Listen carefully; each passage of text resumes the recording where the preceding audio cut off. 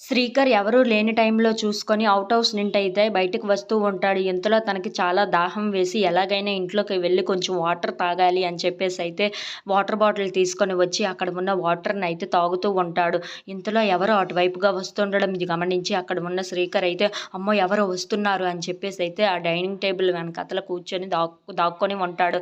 ఇంతలో అటు సైడ్‌గా వస్తూ ఉంటారు. అది చూసి శ్రీకర్ అయితే చాలా భయపడిపోతూ ఉంటారు. అమ్మో! ఎవరో వస్తున్నారు నన్ను కనిపెట్టిస్తారు అని చెప్పేసైతే అనుకుంటూ ఉంటాడు.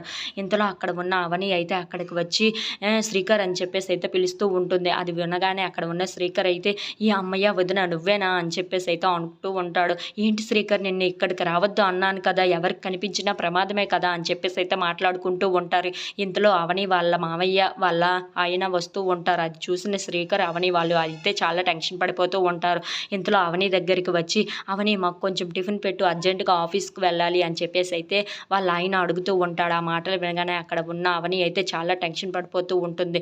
ఇంతలో అక్కడ ఉన్న ఆ టిఫిన్ అయితే పెడుతూ ఉంటుంది. ఇంతలో అవని వాళ్ళ మామయ్య స్పూన్ అయితే కింద పడిపోతూ ఉంటుంది. అది చూసిన శ్రీకర్, అవని వాళ్ళు అయితే ఒక్కసారిగా టెన్షన్ పడిపోతూ ఉంటారు.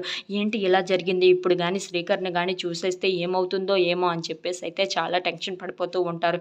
ఇంతలో అక్కడ ఉన్న శ్రీకర్ అయితే అమ్మో! ఇప్పుడు గాని నన్ను నాన్న గాని చూసేస్తే ఏం జరుగుతుందో నాకు చాలా భయంగా ఉంది అని చెప్పేసి అయితే చాలా టెన్షన్ పడిపోతూ ఉంటుంది.